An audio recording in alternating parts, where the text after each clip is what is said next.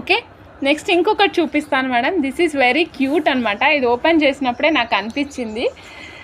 ఇది జెంట్స్కి అట్లా డిఫరెంట్గా, ఇది చూడండి ఎయిర్ హోస్టెస్ పెట్టుకున్నట్టు ఒక ఏరోప్లేన్ అనమాట మేడం. ఇది ఏరోప్లేన్ పిల్లలకి ఎవరికైనా కుర్తాల పైన పెట్టడానికి చాలా డిఫరెంట్. లైవ్లో అడిగింది మీకు అర్థం మేడం. చూడండి ఇది ఒక ఏరోప్లేన్ మేడం.